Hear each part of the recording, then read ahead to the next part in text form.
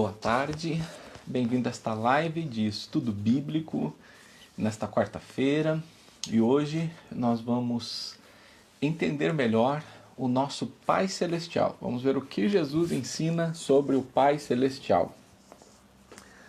Você que está chegando é muito bem-vindo, é muito bem-vinda, em nome de Jesus. E como é uma live, eu quero interagir. Então, boa noite, Catarina. Seja bem-vinda para mais esse estudo bíblico. Bom ter você aqui, bom ver o seu interesse em continuar crescendo na graça e no conhecimento de Cristo. Karine, boa tarde também. Da mesma maneira, teu interesse pela palavra tem sido muito importante, inspirador. Quem mais está com a gente aí? É importante nós termos esse entendimento, né, de que estamos juntos, é um tempo diferente, então se você está aqui na live, você pode dar um oi aí, pode falar alguma coisa, pode dar um retorno, como é que está o som, se está ouvindo bem, se está vendo bem. E se você está assistindo isso pelo YouTube, depois gravado, então você passa uns minutinhos aí para frente, que é o tempo que a gente vai esperando o pessoal chegar aqui na live e também vai interagindo. Porque esse é um ato de igreja, né? Não é necessariamente uma palestra, mas é um ato de igreja. Estamos reunidos mesmo que virtualmente. Boa noite, Andressa. Boa noite, Lucas. Reunidos virtualmente em nome de Jesus em torno da palavra maravilhosa do Senhor. Quem mais está com a gente aí? Pode dar um oi. Faço questão de responder o seu oi, seu boa noite, seu boa tarde. Daqui a pouco a gente já vai começar a olhar aqui para as escrituras. Boa tarde, irmão Jairo, Marcos. Boa tarde. Erli, boa noite, Erli. Pastor Valmor. Sejam todos muito bem-vindos. Boa noite, Ismael, Dalmiro e Tati. Bem-vindos para a nossa live de estudo bíblico. Boa noite para você também, Neiva. Muito bem. Que bom estarmos juntos. Gosto desse momento aqui da quarta-feira, onde a gente olha diretamente para as Escrituras Sagradas e procura aprender coisas a respeito da eternidade, coisas importantes, coisas que são fundamentais para nós. Boa noite, Assir. Essas semanas aqui, elas têm uma característica em relação ao estudo bíblico, porque a gente está olhando o que Jesus nos ensina. Semana passada, nós vimos o que Jesus nos ensina sobre si mesmo. Boa noite, Jane. Estamos juntos, sim, Fausto. E hoje nós vamos ver o que Jesus ensina sobre o Pai. Boa noite para você também, Daiane. Bom ter você aqui conosco nessa live. Vamos orar, vamos consagrar a Deus esse tempo juntos. Nosso Pai, em nome de Jesus te buscamos. E queremos nessa noite aprender mais sobre Ti. Que o Teu Santo Espírito fale aos nossos corações, abrindo o nosso entendimento. Eu te louvo pela vida de cada um destes meus irmãos e irmãs que está aqui presente, cada um em seu lar, mas todos conectados principalmente em Ti. Em nome de Jesus. Amém. Muito bem, gente. Hoje vamos falar sobre o Pai. Eu só queria um retorno, um feedback de alguém aí. Me disse como é que o som está chegando. Está chegando bem aí o som para você? Então, alguém que puder aí, dar uma digitada aí, diz como é que tá o som, se tá legal, enfim. Espero que esteja tudo bem aí para você em relação ao som. O que Jesus nos ensina sobre o Pai? João 1,18 diz: ninguém jamais viu Deus. O Deus unigênito que está junto do Pai é quem o revelou. Então, veja bem. Obrigado, Ismael. Obrigado, Tal, dando um feedback aí a respeito do som. Obrigado mesmo. Então, olha só.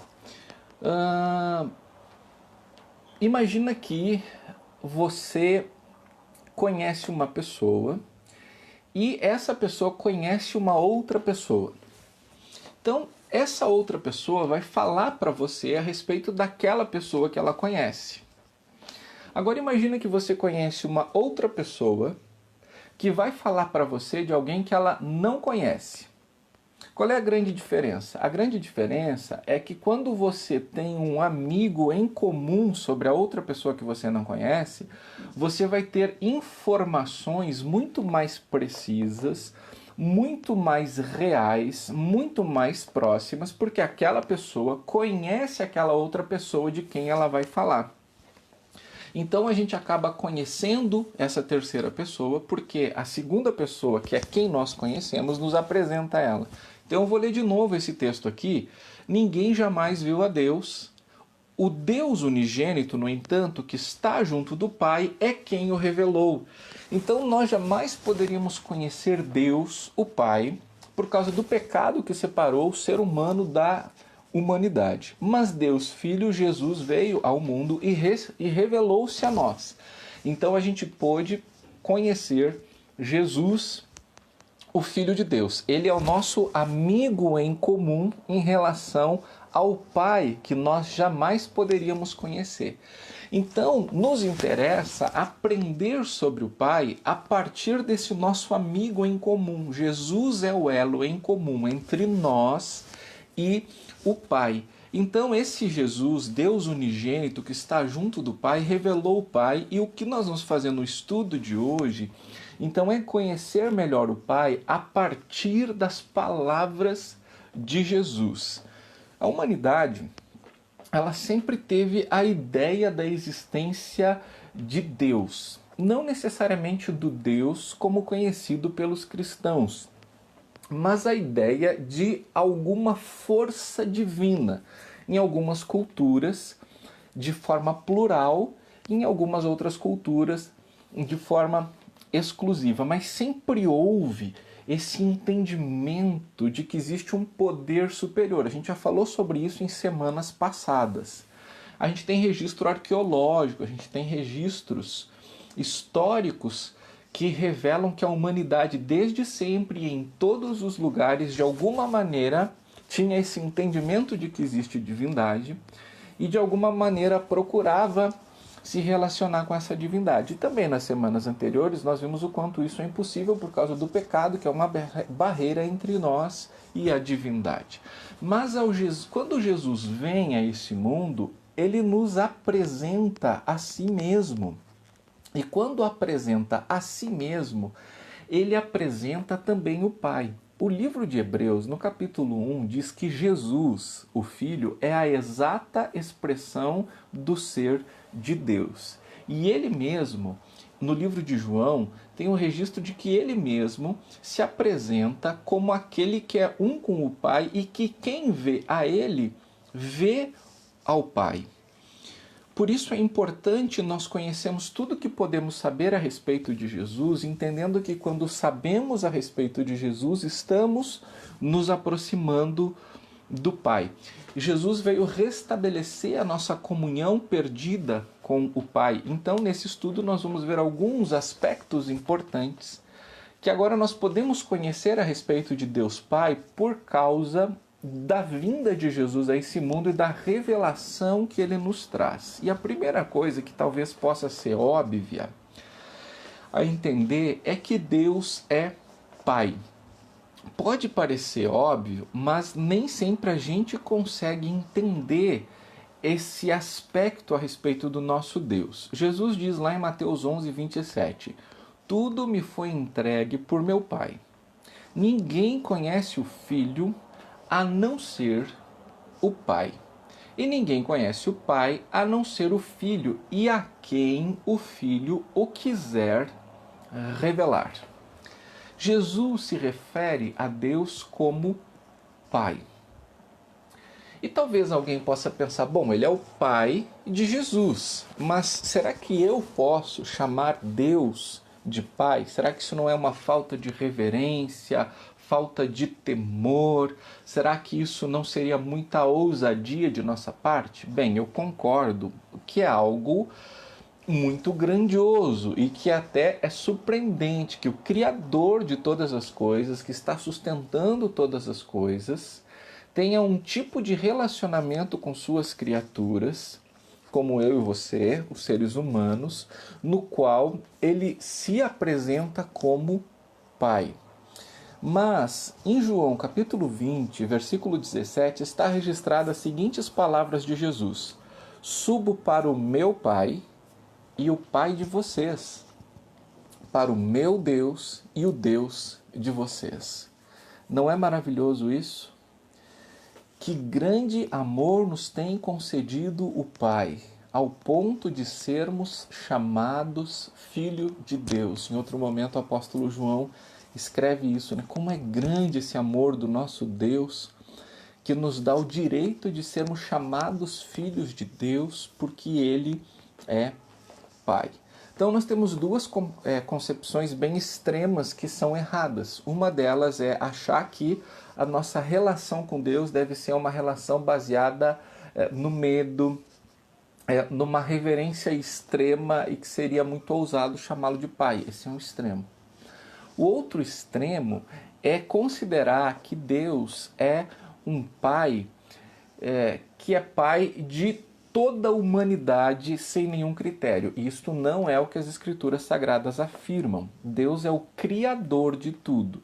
Mas ser o Criador é diferente de ser o Pai. Eu vou dar um exemplo que não é o melhor, mas só para a gente entender. Eu posso fazer um bolo. Então eu crio esse bolo, mas esse bolo não é meu filho. É diferente de eu ter um filho.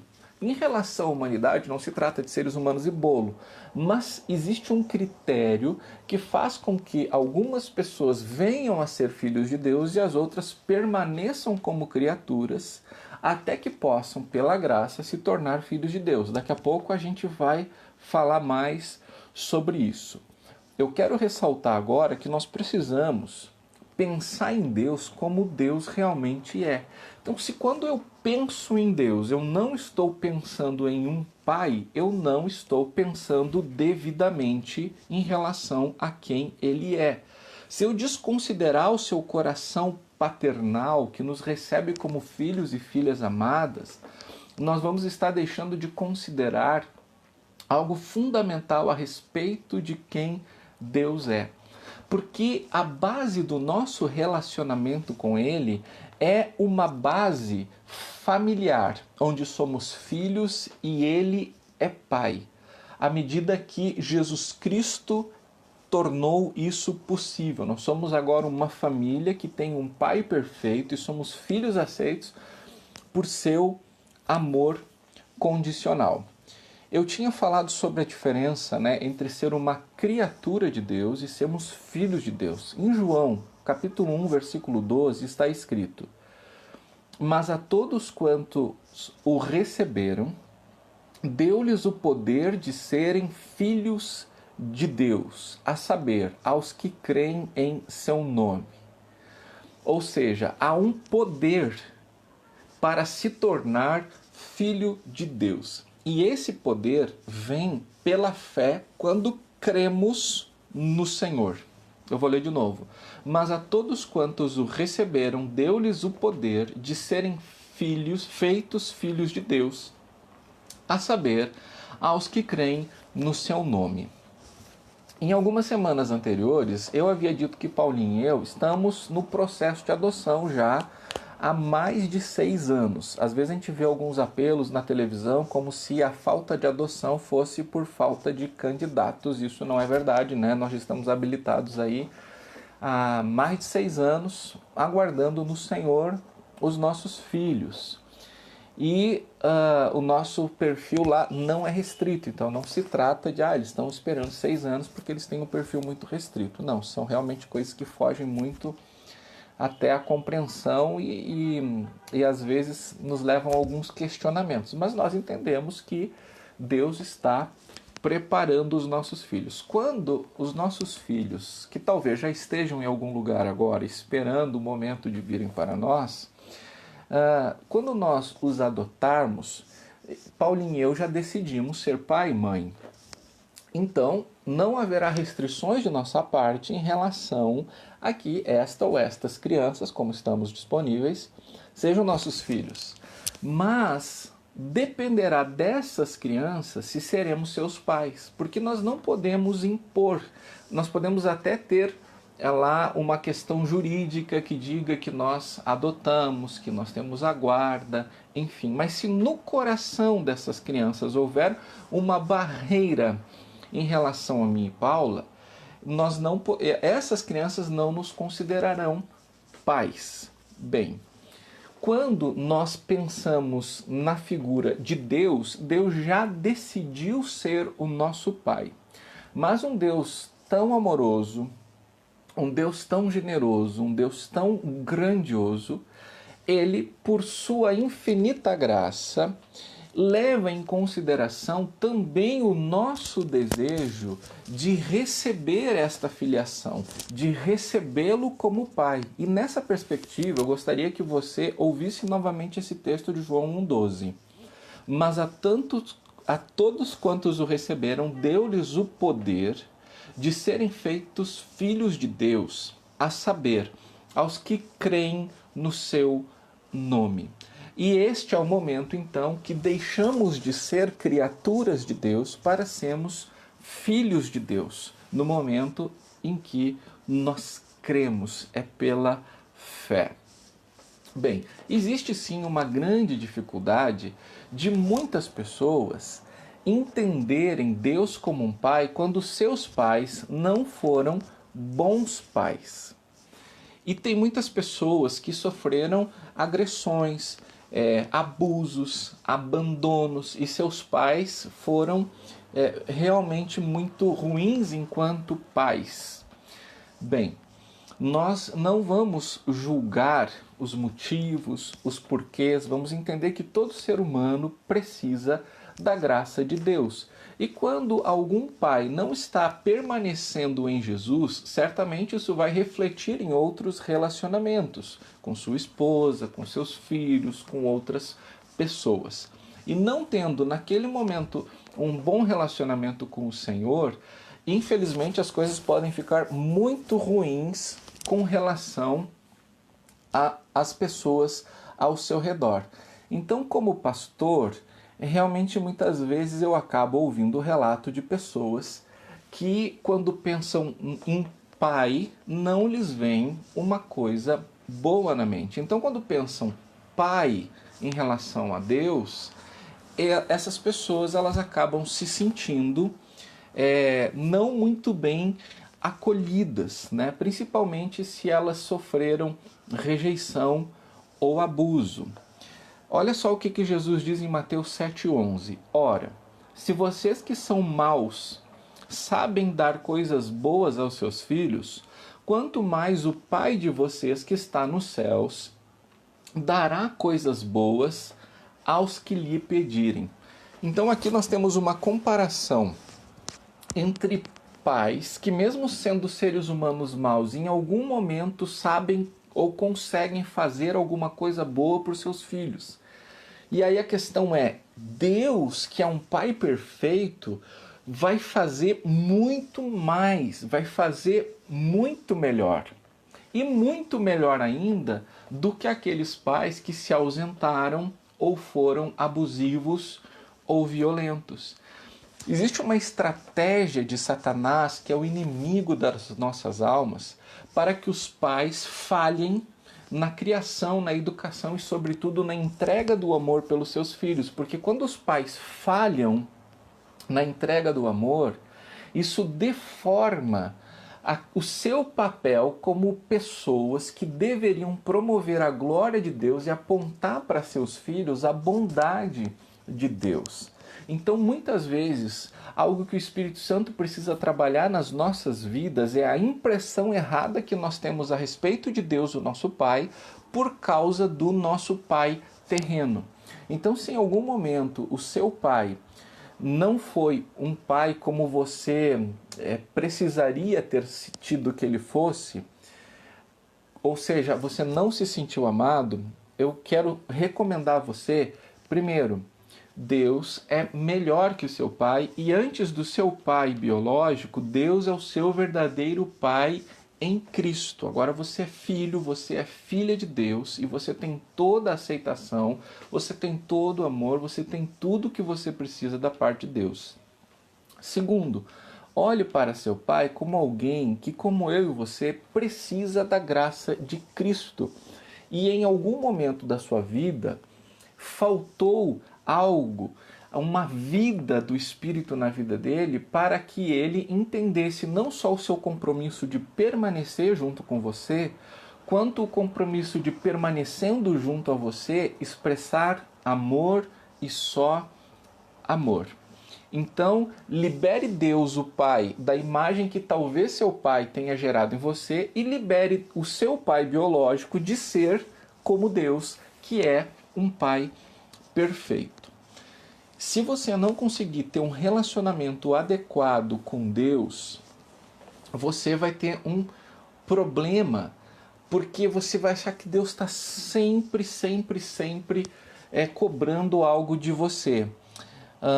Às vezes os pais têm boas intenções e eles não conseguem entender algumas de suas ações na vida dos seus filhos que a gente acaba projetando em relação a Deus. Nesse particular, eu quero trazer um exemplo pessoal em relação a mim e meu pai, que é um homem de Deus, um homem de caráter, alguém que realmente sempre procurou viver aquilo que prega, né? Realmente uma boa definição para o meu pai é um homem de Deus, mas um ser humano que tem as suas falhas como todos nós. E numa determinada vez que nós estávamos reunidos em família, eu e meus primos fomos avaliados e cada filho ganhou uma nota.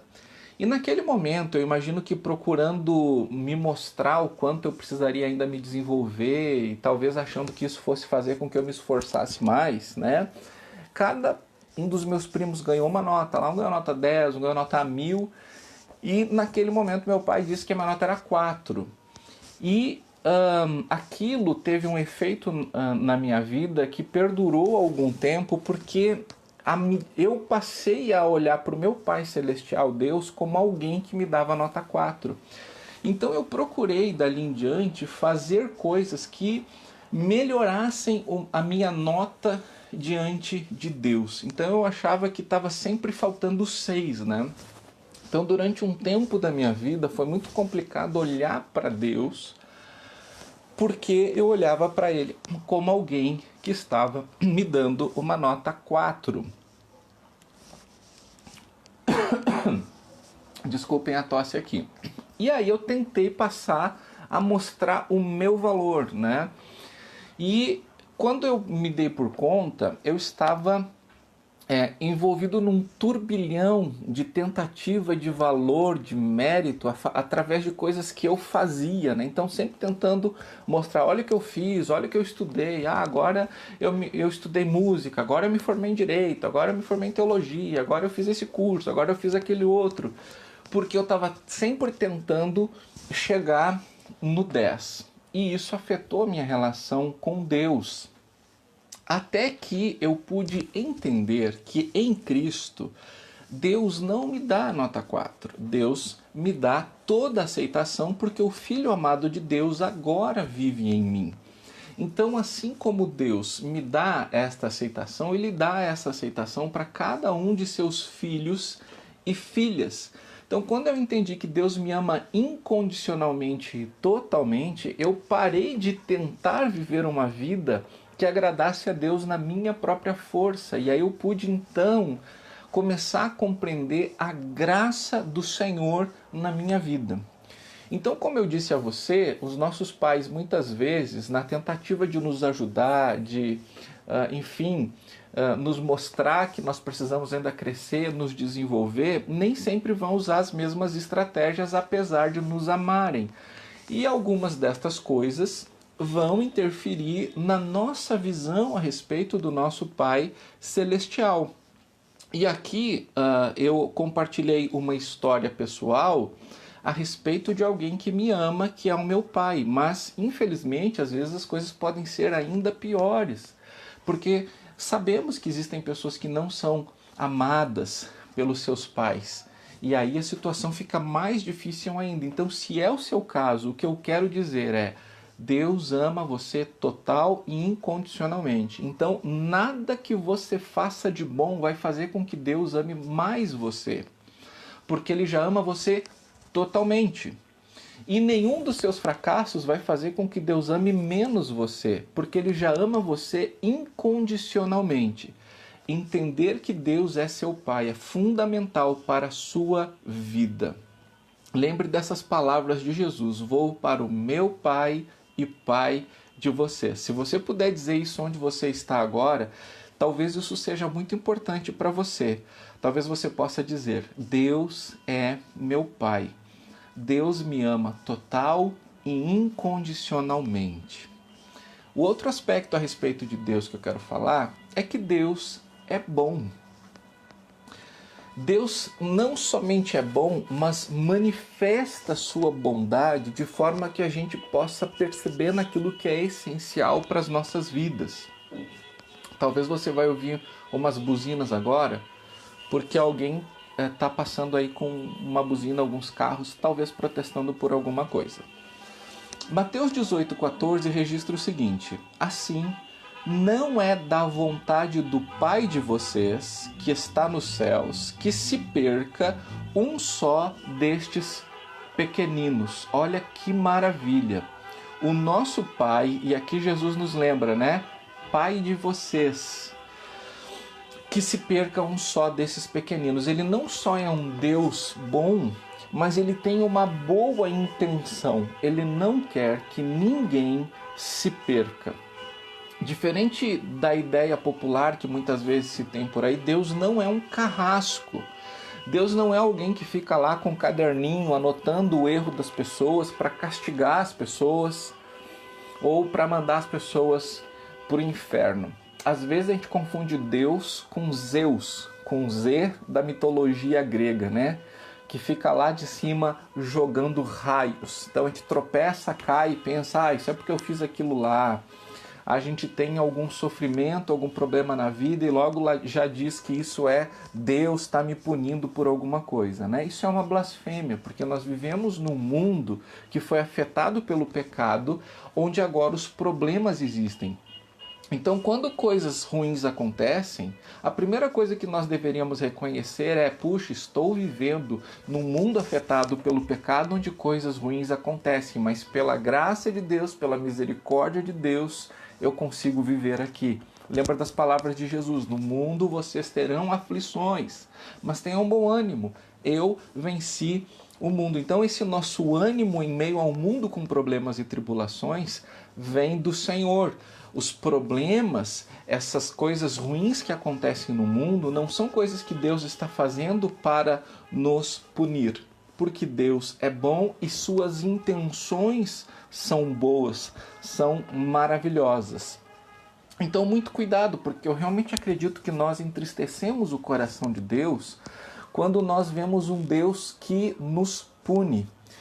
Deus, quando exerce alguma disciplina conosco, Ele está fazendo isso por amor, visando o nosso bem.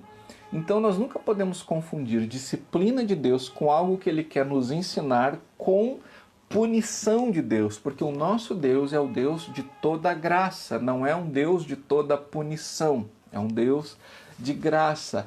Ele é bom. Agora eu queria fazer uma reflexão a respeito de bondade de Deus que talvez possa chocar um pouco você.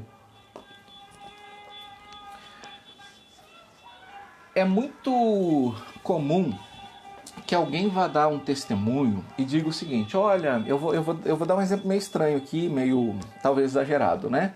Alguém estava lá numa viagem de ônibus e aí teve um acidente, esse ônibus caiu numa ribanceira, morreu todo mundo e só o Joãozinho sobreviveu. Aí o Joãozinho vai num culto, quando ele se recupera do acidente, e ele vai dar um testemunho, que para mim é um testemunho. Nesse testemunho, ele diz que Deus é muito bom, porque morreu todo mundo e ele está vivo.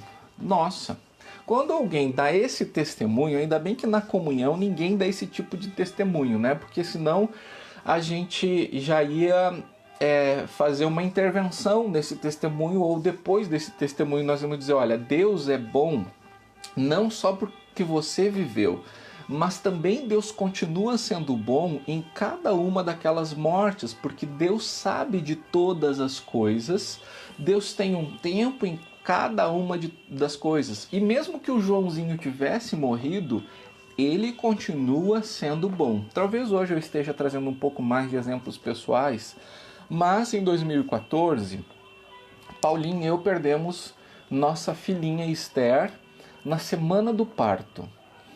E isso foi muito doloroso para nós, isso foi muito complicado, isso realmente nos entristeceu e nos deixou até confusos.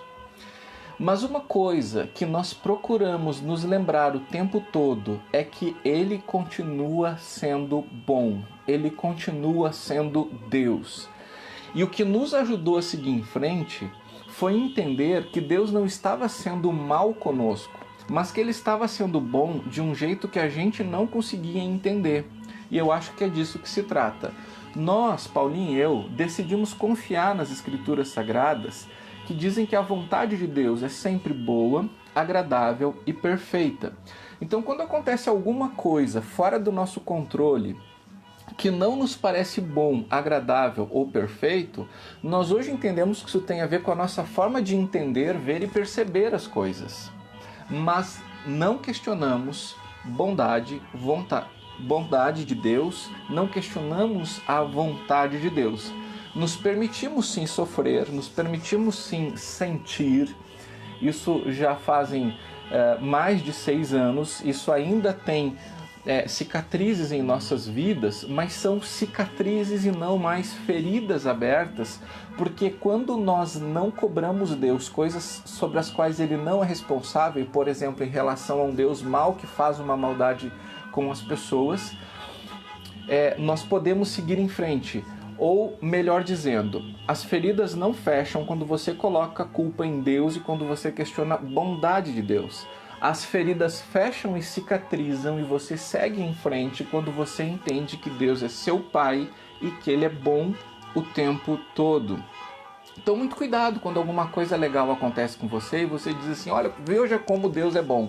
Porque mesmo que essa coisa legal não tivesse acontecido, Deus ainda continua sendo bom, ok? É um Deus que está sempre pronto a recompensar tudo aquilo que de bom é feito. O barulho aqui para mim tá bem complicado, eu não sei como é que tá para você, não sei se isso está interferindo aí na live, no áudio, tá? Mas eu vou continuar falando aqui, a menos que você diga que não está dando para entender, tá bom?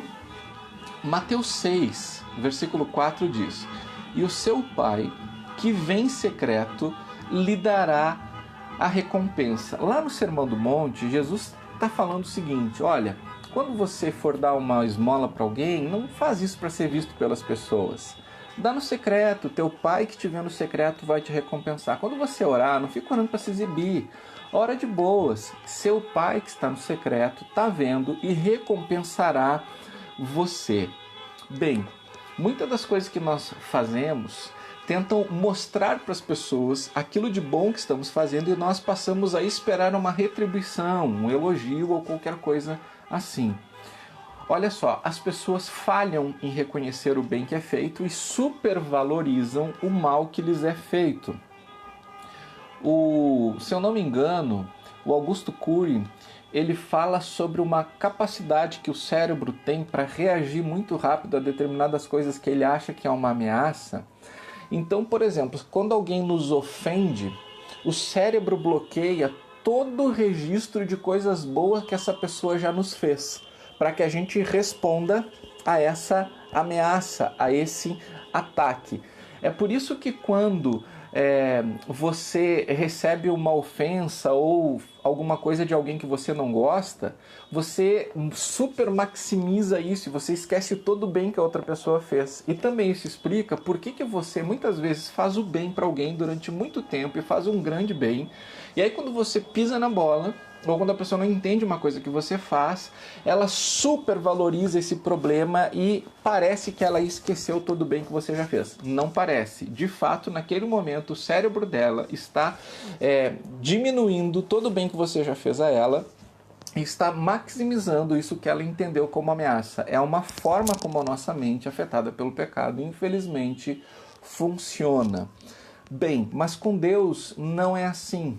Deus que é justo, Deus que é onisciente, Deus que é onipresente, Ele está pronto a reconhecer cada uma das coisas boas que por causa da vida de Cristo em nós fazemos. E lá no final das contas, todos nós prestaremos contas de nossos atos a Deus. Cada um de nós, como diz Romanos, né? Cada um de nós prestará contas de si mesmo a Deus, se não me engano, Romanos capítulo 8, 31. Mas o nosso Deus, isso você precisa saber, ele é recompensador. Ele é um Deus abençoador. Mas não procure fazer as coisas boas apenas para ganhar recompensas de Deus. Porque aí a sua motivação seria uma motivação errada. Então, dois problemas. Um, não saber que Deus é recompensador. Dois, só fazer coisas para receber recompensas de Deus. Então, o que é o adequado? O adequado é você amar, porque o amor de Jesus está em você e o amor não pode parar. E você saber a respeito do seu Deus que Ele é recompensador.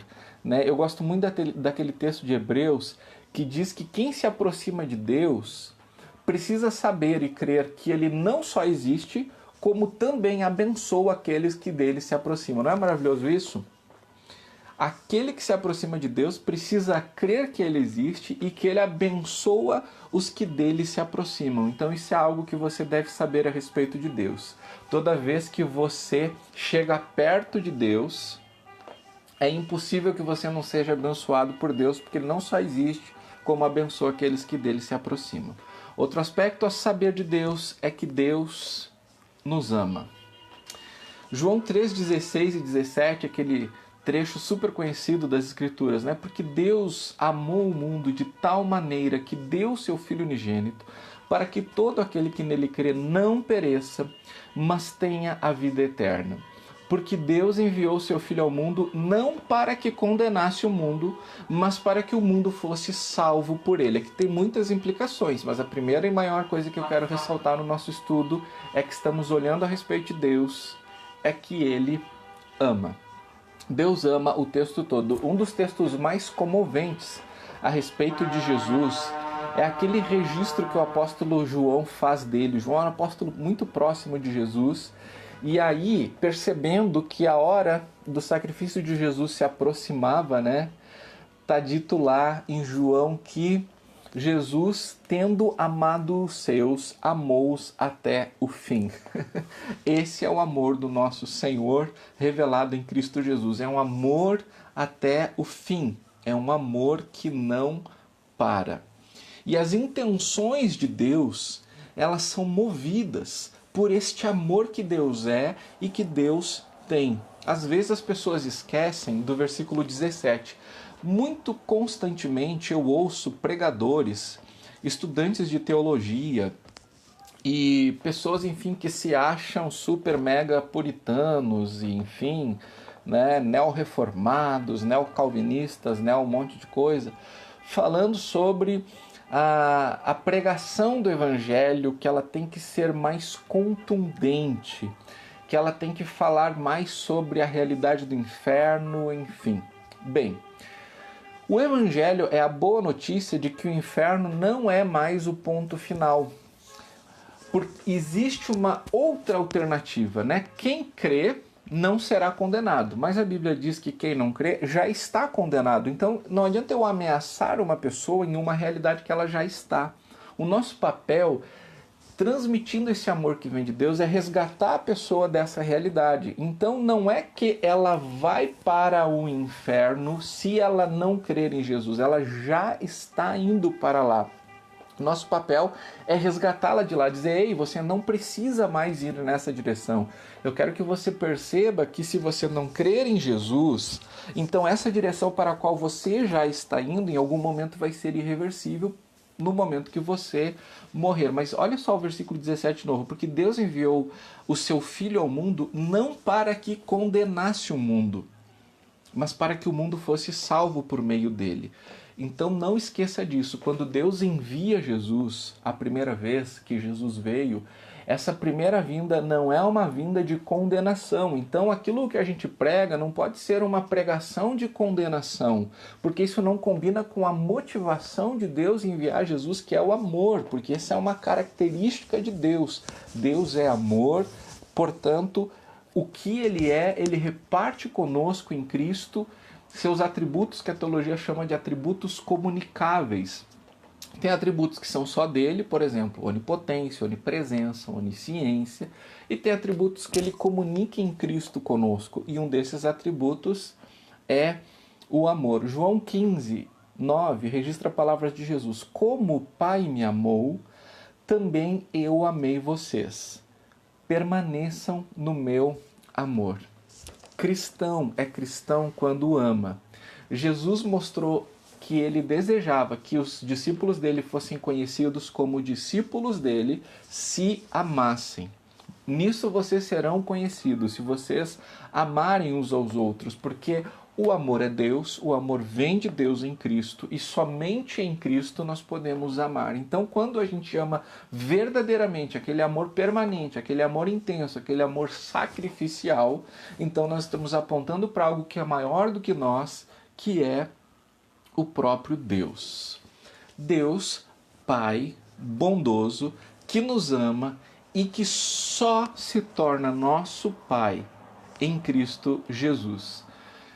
E isso é o aspecto que eu quero ressaltar para concluirmos o nosso estudo de hoje. Em João 14,6 registra as seguintes palavras de Jesus: eu sou o caminho, a verdade e a vida. Ninguém vem ao Pai senão por mim.